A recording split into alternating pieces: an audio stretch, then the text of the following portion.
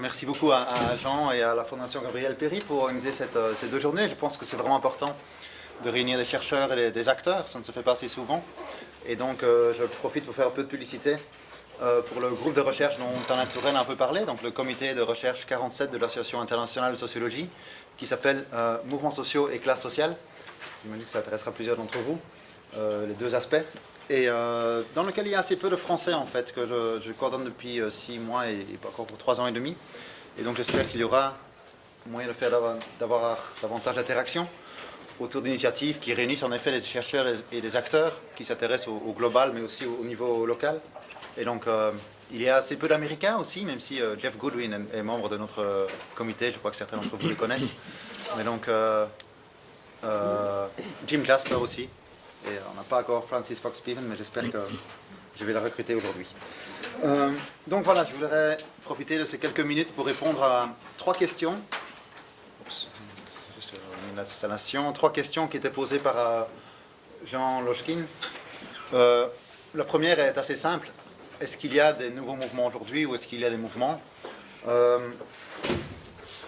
deuxième, c'est est-ce que ces mouvements, les nouveaux mouvements de post-2010, ont des choses en commun? Je vais prendre un peu là parce que tout le monde s'installe maintenant en fait. J'espère que je ferai quelques secondes de plus pour ça. Et la troisième, c'est donc quelle nouvelle donne entre ces nouveaux mouvements sociaux, les syndicats et les partis politiques? Donc la première, je crois que c'est assez simple en fait. Est-ce qu'il y a des nouveaux mouvements? Le fait que ce soit nouveau ou pas, c'est souvent un piège, je crois. C'est pas très important, à mon avis, de se demander ce qui est nouveau. Il y a toujours de la nouveauté, des choses plus anciennes.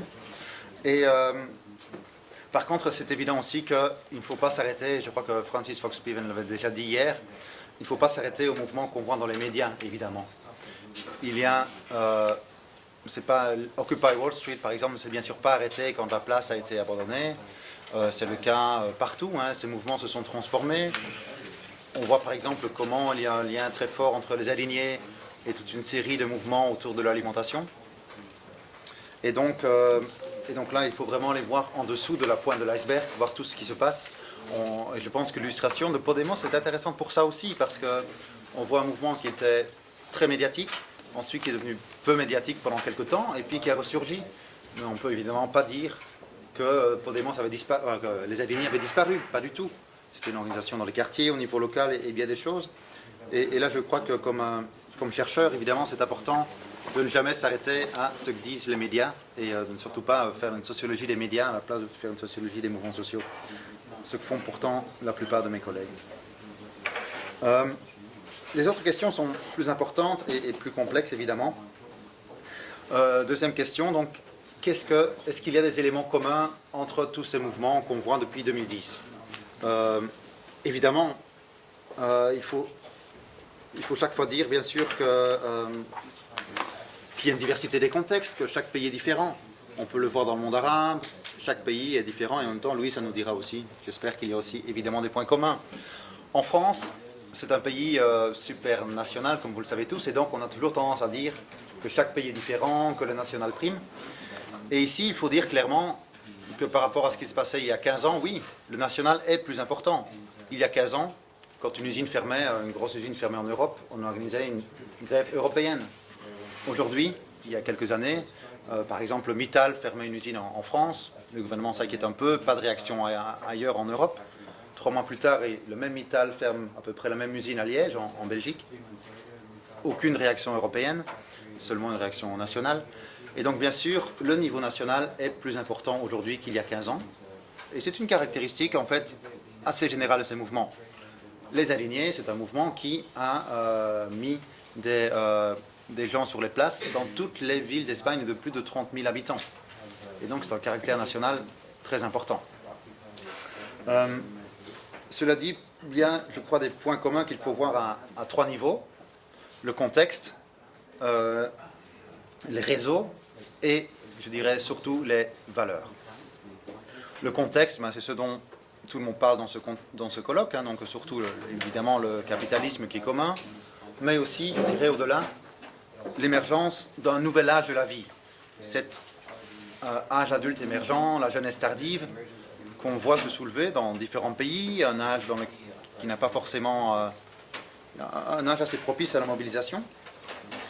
Je ne vais pas trop m'y arrêter, mais la précarité est évidemment importante. Deuxième aspect dont on a beaucoup parlé, ce sont ces réseaux. Internet qui fait circuler des choses, une résonance, je dirais plus que des réseaux, qui permet d'être en contact en fait pour des mouvements à travers le monde. Cela dit, la question c'est, est-ce que c'est suffisant? Je suis un peu critique par rapport à Manuel Castells notamment, et je partage ici l'avis de Jean Lochkin certainement. Ces connexions en réseau en fait ne peuvent pas être une explication, parce que la question qu'il y a derrière c'est pourquoi ces réseaux, pourquoi Occupy Wall Street se connecte-t-il avec un peu avec les Espagnols par exemple, avec la Place Tahrir. Et donc s'ils se connectent, c'est qu'il y a déjà quelque part des éléments communs. Cette connexion vient montrer qu'ils sentent qu'ils résonnent entre eux. Et c'est pour ça que je pense qu'il faut souligner l'importance non seulement de valeurs communes, mais je dirais plus encore de la manière de s'emparer de ces valeurs, qu'on voit de manière assez semblable. Donc, j'aurais dû commencer par ça. Donc, mon expérience, c'est moins d'un mouvement local. J'ai eu l'occasion de passer un peu de temps à Londres, en particulier, autour de Occupy London, à New York, au Brésil, plus récemment en 2013, à Moscou, un petit peu de temps dans le monde arabe aussi. Et bien sûr en France et en Belgique. Donc j'essaie de voir un peu ce qu'il y a en commun entre ces mouvements. Et je pense qu'évidemment, sans grande surprise, il y a trois valeurs communes. La démocratie, la justice sociale et la dignité. Rien de bien nouveau, me direz-vous. C'était le cas dans beaucoup d'autres mouvements. Mais ce qui m'a intéressé, c'est de voir avant tout la manière dont ces acteurs s'emparent de ces valeurs. Et c'est là que je trouve qu'il y a des éléments intéressants. Premièrement, et donc Jean l'a déjà souligné hier, pour ces trois valeurs, il y a l'idée qu'ils s'en emparent. Ce sont pour eux des valeurs qui sont à la fois matérialistes et post-matérialistes. Par exemple, la dignité, que avant ces mouvements, je classais beaucoup plus comme une valeur plutôt post-matérialiste, mais en fait, pas tant que ça. Quand j'ai eu l'occasion de discuter avec des acteurs égyptiens, tunisiens, et ce qu'ils me disaient, c'est la dignité, c'est que je puisse marcher la tête haute parce que à 25 ans, j'ai un salaire digne et je ne dois pas aller demander une aumône à ma mère toutes les 2 semaines. Ou la dignité, c'est aussi de pouvoir vivre dans un logement digne. Et donc, il n'y a pas que tous ces aspects que beaucoup de sociologues ont soulignés, à juste titre, post-matérialistes dans la dignité, il y a aussi des aspects clairement matériels. Et c'est là que ça se lie aussi à la justice sociale et bien sûr à la démocratie. Un deuxième aspect pour s'emparer de ces enjeux aussi, qui me paraît intéressant, c'est que c'est moins des exigences, quand ils parlent de démocratie, justice sociale et dignité, c'est souvent moins des revendications face aux politiques que des exigences par rapport à eux-mêmes. Et donc c'est bien sûr les deux qui se combinent. Par exemple, quand on parle de démocratie, c'est évidemment avant tout une exigence par rapport à eux-mêmes. Il faut la mettre en pratique dans les actions. Il faut voir comment on peut... ce que cette démocratie exige de soi, de ces groupes séparés de la dignité. J'ai été frappé partout, je pense tant à New York, au Brésil ou en France, par le grand respect qu'il y a entre les personnes de la dignité de chacun dans ces mouvements. Je ne sais pas si vous avez assisté à des réunions des alignés, de Occupy, et on voit les gens qui écoutent pendant des heures et des heures, des gens qui en fait racontent à peu près la même chose, non? Le problème, l'indignation, le problème de démocratie. Et malgré tout, dans tous ces mouvements, il y a une grande patience, une grande écoute de soi, et une mise en pratique de ce respect de la dignité dans les mouvements. Et puis évidemment la démocratie, j'y reviendrai un peu plus longuement. Donc comme démocratie horizontale, tout le monde en a beaucoup parlé, et aussi comme revendication, pour aller au-delà de cette démocratie représentative, une dénonciation forte, avant tout de la collusion, je dirais, entre l'élite politique, économique, et surtout, on a un peu parlé, médiatique. On le voit comment en Tunisie, évidemment, c'est une élite qui dominait l'économie également, pas seulement les médias, pas seulement la politique et l'économie. On le voit au Mexique, aujourd'hui même, comment ces mouvements vont directement, non pas voir le président, mais ils vont manifester vers le siège de Televisa. Au Brésil, ces mouvements s'adressaient à la chaîne Globo, davantage qu'au président. Et donc je pense que c'est un point commun important aussi, évidemment pour Occupy Wall Street, cette collusion entre les médias, l'élite économique et l'élite politique. Bon, j'ai pris un peu trop de temps pour cette deuxième question. Je vais passer à la troisième, qui est un peu la question du colloque. Comment penser le lien entre les syndicats, les partis et ces mouvements? Et là, je pense qu'il faut partir d'un contraste. D'abord, d'un côté, à mon avis, sans aucun doute, l'engagement se porte bien. Surtout si on va voir ce qui se passe au-delà des médias. Je vois des personnes engagées partout. On me parle de démocratie où que j'aille. Les gens s'engagent vraiment. Et en même temps, les partis politiques, mais aussi les organisations, ne profitent pas vraiment de cet élan, semblent un peu à la traîne. En France, 62% des personnes interrogées par un sondage l'été dernier trouvent que les partis politiques ne sont pas utiles. Et donc là, je reprendrai les quelques derniers mots de Francis Fox Bevan hier, entre cette nécessaire articulation entre des mouvements sociaux et des partis politiques. Et elle a très bien dit, c'est à la fois une articulation, mais en même temps aussi plein de tensions et de contradictions. Et j'aimerais juste aller faire un pas de plus en disant que ces tensions et ces contradictions, c'est pas seulement entre les mouvements et les partis, mais aussi à l'intérieur des mouvements. Il y a des mouvements assez différents. Et pour comprendre, par exemple, il y a quelques jours, je discutais avec le président de Greenpeace Belgique, qui me dit il y a plein de mouvements écologistes partout, mais quelle est la place de Greenpeace là-dedans? Des milliers de personnes vont voir Rob Hopkins pour tous ces petits mouvements locaux, et adhérer à Greenpeace, il n'y a plus grand monde finalement. Et donc on voit un contraste qui ne se limite pas aux relations entre mouvements et partis politiques, mais aussi à l'intérieur de cette société civile. Et donc là, je pense que la question posée par Jean me paraît vraiment pertinente. Et je dirais que pour comprendre de manière plus structurelle, c'est l'enjeu de tout cela, il faut diviser le problème en trois enjeux un peu plus analytiques. Premièrement, une individualisation de l'engagement. Deuxièmement, le renforcement d'une culture activiste centrée sur l'expérience, le soi, le changement local. Et troisièmement, une autre conception de la démocratie, une transformation du rapport à la démocratie et aux politiques. Et donc c'est ce que je vais essayer de vous dire dans ce qui me reste de temps, donc en disant que c'est à la fois pour moi une manière d'adresser la question de comment articuler mouvements sociaux et partis politiques ou organisations de la société civile, mais aussi finalement, qu'est-ce qu'il y a de commun entre tous ces mouvements récents post-2010. Et donc le premier point, ce serait donc cette individualisation de l'engagement, qui, comme tous les autres points, c'est pas quelque chose, c'est ni positif ni négatif, c'est une évolution, c'est comme ça. Et il y a des bonnes choses dedans, il y a des choses un peu plus problématiques, simplement ça change un peu. On en parle depuis longtemps, c'est pas nouveau, dans les années 90, il y a eu pas mal de textes intéressants. Et je crois qu'on peut distinguer trois choses là-dedans. Premièrement, un retrait des organisations. Comme le disent un peu simplement beaucoup de militants, ou plutôt d'activistes, on ne dit plus militants aujourd'hui, pour cette raison-là d'ailleurs, on ne veut plus être des pions des organisations. Je ne suis pas sûr qu'ils ont été uniquement des pions, mais c'est par exemple très clair dans les manifestations, vous voyez au Brésil, c'est important que chacun ait sa pancarte. On dit à peu près la même chose, mais à sa manière, en s'affirmant soi-même, et on ne marche plus derrière des grandes pancartes, des syndicats par exemple, ce qu'on voit devant les manifestations. Donc cette individualisation qui est renforcement d'une autonomie individuelle, je parlerai plutôt d'électrons libres. On veut bien collaborer avec des organisations, mais autour d'un projet qui nous intéresse. Et puis, on collaborer de manière toujours temporelle. C'est renforcé, évidemment, c'est le deuxième point, par les réseaux sociaux, Facebook, tous ces réseaux, et je dirais au-delà, l'idéologie, la survalorisation des réseaux, cette idée qu'on s'engage moins de manière plus temporaire.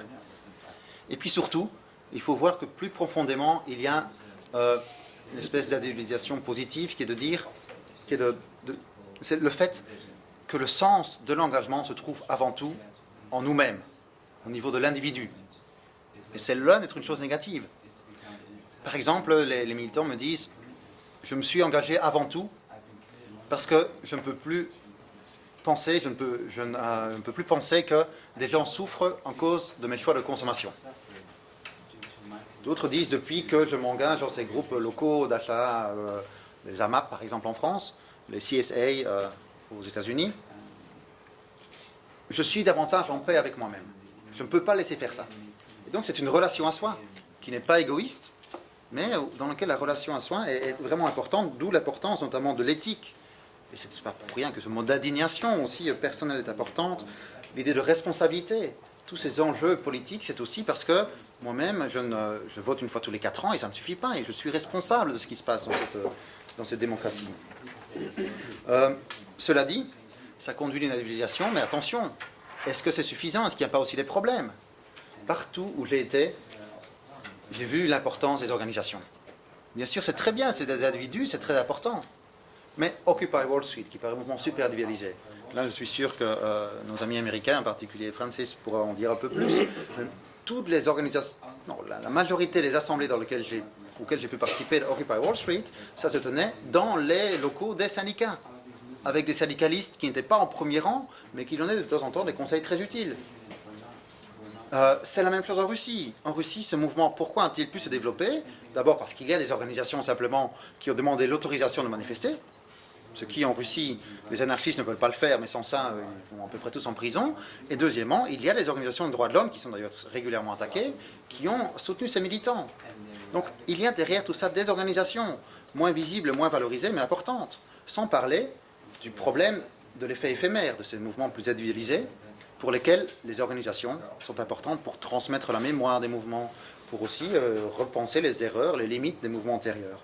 Donc je pense qu'il faut à la fois souligner l'importance, l'intérêt de cette évolution vers un mouvement plus éthique, plus individuel, mais aussi en voir les limites qui, comme toutes les formes d'organisation, évidemment, rien n'est parfait.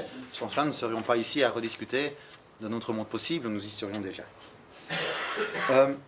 Deuxièmement, assez rapidement, je pense qu'il faut aller un peu plus profondément là-dedans. Cette individualisation d'autres choses, c'est aussi lié à un autre aspect, qui est le renforcement d'une culture activiste plus générale, qui met l'accent sur la transformation de soi, la transformation du local, l'expérience vécue. On parlait hier de subjectivité, mais je pense vraiment que c'est central. Notre subjectivité est attaquée par le capitalisme, la télévision, les grandes marques, etc. C'est aussi la subjectivité personnelle qui résiste. C'est au nom de soi-même, de ses propres valeurs, de ses propres orientations que nous résistons à ce système. Et donc, il y a une série d'expériences culturelles dans lesquelles, encore une fois, le soin est central. Et donc, c'est aussi une exigence. Ici, ce qui est important dans cette culture activiste, c'est l'exigence de cohérence avec soi-même. Avant tout, c'est ce qu'on appelle l'engagement préfiguratif. Il faut être cohérent par rapport à ses valeurs, mettre en pratique ses valeurs. Ce qui est essentiel, on le voit dans les communautés, les mouvements zapatistes, on le voit beaucoup dans des mouvements de consommateurs alternatifs, on le voit dans Occupy Wall Street, dans tous ces mouvements-là. C'est très important. Donc, je n'ai pas le temps de m'y arrêter. C'est un des grands courants dans le mouvement d'aujourd'hui, dans le mouvement intermondialiste. Je me permets de faire un peu de publicité sur ce livre sur l'altermondialisme qui décrit ce courant. Malheureusement, publié seulement en anglais, donc Alter Globalization, qui est paru il y a quelque temps, en disant que ce que Francis Fox Piven disait il y a quelque temps, disait hier, sur le lien entre mouvements sociaux et partis politiques, on le retrouve aussi dans les mouvements sociaux. C'est-à-dire qu'il y a une partie de ces mouvements qui insistent sur cette voie de la subjectivité, sur cette idée d'expérience personnelle, et une autre partie qui insiste davantage sur l'importance des institutions. Pour être libre, il faut qu'il y ait des institutions pour nous défendre. Il faut renforcer les règles. Et on voit comment dans tous ces mouvements, donc non seulement entre mouvements et acteurs politiques, mais aussi à l'intérieur, il y a une série de tensions, de contradictions et de complémentarités entre tous ces mouvements, entre deux orientations, qui fait donc d'un côté on est davantage avec les institutions, de l'autre côté un peu plus du côté de l'expérience personnelle, du changement local, etc. Et c'est justement cette rencontre, cette tension qui est intéressante. Parce que ces mouvements qui s'engagent par rapport à l'expérience, par rapport à eux-mêmes, sont capables d'ouvrir les débats, de pointer de nouveaux thèmes, l'inégalité aux États-Unis, de mettre en déroute des dictateurs. Mais, par la nature même, ils ne sont pas capables de négocier, de conclure des accords. Pourquoi? Parce que l'essentiel, c'est d'être cohérent par rapport à soi-même. On ne peut pas se compromettre, on ne peut pas signer quelque chose avec lequel on n'est pas 100% d'accord. Or, dans une négociation, et j'imagine c'est ce qu'on verra aussi en Grèce maintenant, on ne peut pas être 100% cohérent avec soi-même. Ne fût-ce que parce que mon voisin pense presque la même chose que moi, mais pas tout à fait. Et donc même si on est dans le même mouvement, il faudra bien qu'on arrive à des compromis. Et donc c'est là tout l'intérêt, je crois, de cette collaboration entre deux tendances distinctes au sein des mouvements sociaux, comme avec dans la société civile. Et c'est ce qu'on voit non seulement dans les partis, je crois, comme Podemos, mais aussi de plus en plus dans les petits réseaux locaux de l'alimentation. On le voit, une tendance, si on prend par exemple, prenons les exemples français sont plus connus, prenons l'exemple de New York, à Brooklyn, on voit tout à fait des milliers, des centaines de personnes mobilisées pour une alimentation locale, et là-dedans, quelques qui disent qu'il faut changer uniquement au niveau local, et quelques-uns vont aller plutôt dire non, non, le niveau local ne suffit pas, il faut changer la loi, le Farm Bill, qui est plutôt une loi qui est un peu comme la politique agricole commune, il faut s'impliquer dans la politique. Et donc ces deux tendances coexistent. Et si je prends encore 2 minutes pour le dernier point. Le troisième point, c'est donc un peu la conclusion de tout ça, c'est dire tout cela arrive finalement à un autre rapport à la démocratie. C'est un peu l'essentiel. Et là, encore une fois, un autre rapport dans lequel la collaboration entre mouvements de ces deux courants et partis politiques me paraît essentielle. On voit une transformation du rapport aux politiques dans ce mouvement après 2010, certainement, où bien sûr, premièrement, ils ont tous énoncé les limites de la démocratie institutionnelle. Et, la collusion avec les médias, etc. Ça me paraît essentiel. Et je pense qu'aussi, il faut dire avant tout, il faut le dire clairement, cette idée que la démocratie, c'est le vote, que tous les pays dans lesquels il y a des élections à peu près libres sont des démocraties, il faut le dire de suite et clairement, c'est une arnaque. C'est faux. Il ne suffit évidemment pas d'élections pour être libre. Pour être démocratique, plutôt. Pardon. Et ce que nous dit ces mouvements, je crois, c'est qu'évidemment, il faut compléter ça par une autre forme de démocratie. Ce que dit très bien John Key, une démocratie de vigilance. En France, Rosan Vallon, contre-démocratie, pas un excellent terme. Rosan Vallon dit à peu près, la démocratie aujourd'hui, c'est essentiellement la critique des acteurs de la démocratie représentative. Très important. Par les médias, je pense à nos voisins d'à côté, ici, la critique que font les experts dans les mouvements sociaux, attaques, etc. Très important. Mais ce qu'ajoutent ces mouvements, après 2010 en particulier, c'est aussi que ce n'est pas que ça. La démocratie, c'est aussi, je le disais, une exigence par rapport à soi-même. C'est aussi une pratique. C'est aussi dans la vie quotidienne. Et donc, c'est aussi une relation aux autres, une relation à soi et une relation aux autres. Se considérer comme des êtres égaux et donc voir comment on peut passer une forme de convivialité, je dirais, idyllique, qui fait partie de la démocratie. Et donc, je n'ai pas le temps de développer, mais à cette démocratie représentative, il faut ajouter une démocratie de vigilance, contre-démocratie, mais aussi une démocratie un peu à la rancière dans la pratique, y compris dans les pratiques quotidiennes. Et donc, je pense que c'est ce qu'on voit beaucoup dans ces mouvements, et je conclurai par la dernière phrase pour dire que, ici aussi, je pense de nouveau que tant les organisations de la société civile que les partis politiques ont un rôle essentiel. C'est de combiner ces trois formes de démocratie. Les mouvements sociaux, on l'a vu clairement en 2011 surtout, dans un premier temps, très anti-démocratie institutionnelle. Ensuite, ils ont progressivement évolué en 2013 au Brésil, en Espagne bien sûr, on en parlera, vers une articulation avec la démocratie institutionnelle. Et bien sûr, je pense qu'il est essentiel de dire que ça reste important, cette démocratie institutionnelle, comme une pièce du puzzle qu'est la démocratie. En même temps, la démocratie participative, on l'a vu, c'est clair, ne peut être qu'une partie de la démocratie. On ne peut pas passer son temps à décider de tout le temps ensemble. Et donc, c'est vraiment l'articulation qui est importante, et ceux qui la font avant tout, ce sont les organisations, que ce soit des partis politiques, des organisations de la société civile. Et donc, à la fois pour dépasser et combiner cette individualisation de l'engagement, pour penser toute l'importance de l'expérience, mais aussi voir les institutions, et pour combiner les formes différentes de démocratie, je pense que les organisations et les partis politiques gardent un rôle central aujourd'hui, même s'il est évidemment différent de ce qu'il pouvait être auparavant. Merci Geoffrey. Je cède tout de suite la parole à Albert Rogier.